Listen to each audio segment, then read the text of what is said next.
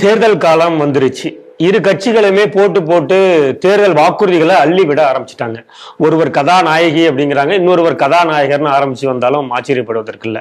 இப்போ இதனால பாதிக்கப்படுவது யாரா இருக்கும் அப்படின்னு பொதுசா டிபேட் வச்சோம்னா, பொதுமக்கள் எங்க மலையில தான் விலைவாசி ஏறப்போகுது அப்படின்னு நம்ம சொல்லுவோம்.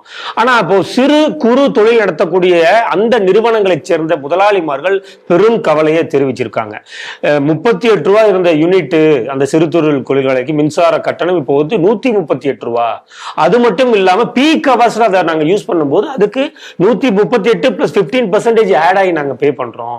சோ இது போன்ற இலவசங்களுக்கான அந்த வருவாயை அரசு எங்களிடம் இருந்து தான் அதை எடுக்குது. இது வந்து மிகப்பெரிய இழப்பை எங்களுக்கு ஏற்படுத்தும் அப்படின்னு தங்களுடைய மனக்குமுறலை பதிவு பண்ணியிருக்காங்க. இந்த செய்தி எப்படி பாக்குறீங்க? நிச்சயமாக ஏற்கனவே உச்ச நீதிமன்றத்தில் இந்த தேர்தலுக்கான இலவசங்களை குறித்து ஒரு கேஸ் நடந்தது.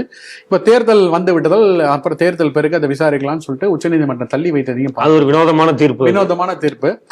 பட் இல்ல, அடிப்படை விஷயம் என்னன்னா பேலன்ஸ் பண்ணணும். எப்படி இருந்தாலும் இது ஒரு கணக்கு தானே. நீங்க வந்து ஒரு இடத்துல பில்டிங் கட்டுறீங்க, ஒரு இடத்துல ஹைட் ஆயிடுச்சுன்னா அந்த ஹைட்டை வந்து இந்த இடத்துல கொஞ்சம் பேலன்ஸ் பண்ணா இந்த இடத்த கொஞ்சம் இது பண்ணும். இப்போ அந்த மாதிரி மக்களுக்கு வந்து இலவசத்தை கொடுக்கும் போது ஒரு இடத்துல நீங்க கொடுக்கும் போது இன்னொரு இடத்துல பிடுங்கினாதான் இன்னொரு இடத்துல கொடுக்க முடியும். சோ திமுகவுடைய தேர்தல் அறிக்கையில வந்து முக்கியமா என்ன சொல்லியிருந்தாங்கன்னா வந்து இந்த ப்ராப்பர்ட்டி டாக்ஸ் ஏற்றப்பட மாட்டாது அப்படின்னாங்க. இப்ப ப்ராப்பர்ட்டி டாக்ஸ் என்ன அளவுக்கு ஏறி இருக்கு? கடுமையாக ஏறி இருக்கு. ஒரு 6% 8% மேல ஏத்துறாங்க. அது வந்து ஸ்லாப் வச்சு ஏத்துறாங்க. ஸோ இந்த கூடுதல் பணம் தான் இலவசங்களுக்கு செலவு பண்றாங்க. அதே மாதிரி இப்ப நீங்க சொல்லக்கூடிய இந்த டாரிஃப்லாம் கூட பீக் ஹவர்ஸ், நான் பீக் ஹவர்ஸ்.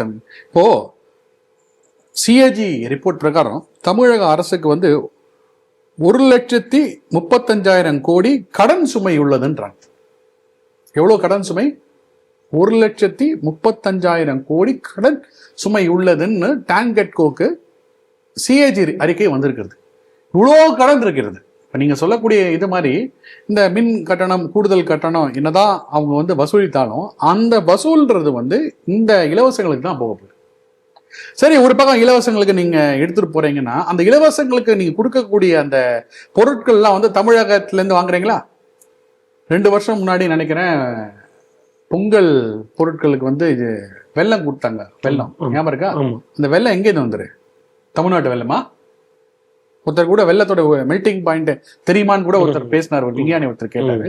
அந்த வெள்ளம் வந்து தமிழ்நாட்டுல உற்பத்தி பண்ணதும் இல்லை, தமிழ்நாட்டுல இருந்து அதோட கொள்முதல் செய்யப்பட்டதும் இல்லை. அது ஏதோ இவங்க சொல்லக்கூடிய வட இந்திய மாநிலத்துல இருந்து எடுத்தாங்க.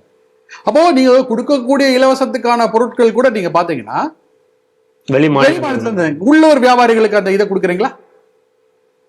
சோ எப்படி பார்த்தாலும் நீங்க ஒரு பக்கம் வாக்காளர்களை கவர் பண்ண வேண்டும், வாக்காளர்களை வந்து ஈர்க்க வேண்டும் சொல்லி ஒரு இலவசத்தை கொடுத்துட்டு இன்னொரு பக்கம் என்ன பண்றீங்க? இந்த மாதிரி தமிழ்நாட்டுக்கு குறிப்பாக சொல்லணும்னா தமிழ்நாட்டுக்கு வந்து இந்த மாதிரி ஒரு பிசினஸ் இதெல்லாம் இன்வெஸ்ட்மெண்ட்லாம் கொண்டு வரும்போது நீங்க தொடர்ந்து இந்த மாதிரி மின் கட்டணம், சொத்து வரி உயர்வு இதெல்லாம் வந்து உயர்த்திட்டே இருந்தீங்கன்னா அப்போ ஆப்வியஸா அண்டை மாநிலத்துக்கு தான் இந்த இன்வெஸ்ட்மெண்ட் டைவர்ட் ஆகும். நீங்க சொல்லலாம் நாங்க வந்து இதெல்லாம் ஏதோ பண்ணோம். இப்போ கூகுள் அவங்க என்ன சொல்றாங்க? நாங்க ஆந்திர பிரதேசத்தை தேர்ந்தெடுத்தோம் அப்படின்னு சொல்லி சொல்றாங்க. ஆனா நம்ம தொழில்துறை அமைச்சர் வந்து என்ன சொல்றாரு அப்படின்னா, நாங்க அண்டை மாநிலங்கள் கூட எல்லாம் போட்டியே போடல, தமிழகத்தின் போட்டியே வெளிநாடுகளோடு தான் போட்டி போடுகிறது அப்படின்னு சொல்லியிருக்காரு அவரு. அவரு நிறைய விஷயம் பேசுவாரு. அவரு இல்ல என்ன விஷயம்னா ஒரு ஒரு 2-3 இடத்துல வந்து அவரு என்ன சொல்ல, நாங்க இதெல்லாம் டிஸ்க்ளோஸ் பண்ண முடியாது அப்படின்பாரு. நீங்க பிரஸ் மீட்ல கேட்கும்போது இந்த டீல் எப்படி சைன் ஆச்சு இதெல்லாம் டிஸ்கஸ் பண்ண முடியாது அப்படின்னு சொல்லும்போது அதே மாதிரிதான் ராஜதந்திர விஷயத்தை வந்து பாராளுமன்றத்துல சொல்ல முடியாது. திமுக எம்பிகள் வந்து சில கேள்வி கேட்கும்போது அதை எப்படி சொல்ல முடியாது?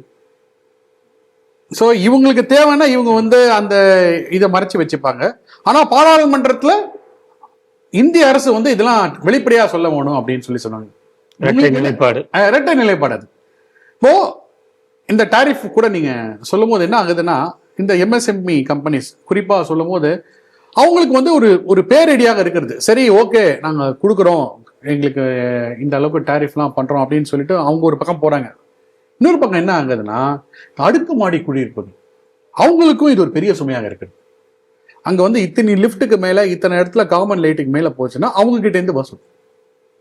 ஸோ ஒரு பக்கம் அரசு வந்து கொடுப்பது போல் கொடுத்து விட்டு மற்ற இடத்துல இந்த மாதிரி அதிகபட்ச சுமையை வந்து மக்கள் மேல இப்போ அந்த எம்எஸ்எம்இ பண்ணக்கூடியவர் வந்து ஒரு ஏதோ ஒரு பொருளாக இருக்கட்டும், ஒரு பேனா பண்ணக்கூடிய விஷயமா இருக்குன்னா, அவர் அன்னைக்கு 5 ரூபாய் அந்த பேனாக்கு விலை வச்சாருன்னா அவருடைய அந்த கரண்ட், அவருடைய அந்த சொத்து வரியெல்லாம் இன்க்ரீஸ் பண்ணி தமிழக அரசு வாங்கும்போது கண்டிப்பாக அந்த பேனாவோட விலை 10 ரூபாய் தானே இருக்கு. தவிர்க்க முடியாத விஷயம். அவருக்கு 5 ரூபாயில கொடுக்கணும்னு அவருக்கு ஆசை. ஆனா 10 ரூபாய் தமிழக அரசுடைய இந்த உயர்த்தி இந்த டாரிஃப்லாம் போட்டனால 10 ரூபாய் ஆகுது. அப்புறம் என்ன பண்ணுவாங்க, இதே 5 ரூபாய்க்கு வேற மாநிலத்துல ஒரு பேனா தருவான்ட்டு தமிழக அரசு அந்த 5 ரூபாய்க்கு அந்த பேனா வாங்கிப்பாங்க. அப்ப பாதிப்பு யாருக்கு? சொந்த நாட்டு உற்பத்தியாளர்களுக்கு பாதிப்பு. இதை வந்து மக்கள் புரிந்து கொள்ள வேண்டும். இலவசங்கள் வேண்டாம் அப்படின்ற ஒரு சிந்தனையில வேணும். எங்களுக்கு வந்து உரிமை தொகை வேண்டாம், எங்களுடைய உரிமைகள் பாதுகாக்கப்பட வேண்டும். எங்களுக்கு வந்து லேப்டாப் அம்மையார் அவர்கள் இருக்கும்போது 12ஆம் கிளாஸ் படிக்கும்போது கரெக்டான டைமு, அந்த டைம்ல அந்த லேப்டாப் கொடுத்தாங்க மாணவர்களுக்கான. அந்த ஒரு முக்கியமான தருணத்துல, படிக்க வேண்டிய தருணத்துல லேப்டாப். கொரோனா காலகட்டத்தில் பார்த்தீங்கன்னா அந்த லேப்டாப் இருந்தவர்களுக்கெல்லாம் நல்ல ஒரு இது இருந்தது, அட்வான்டேஜாக இருந்தது.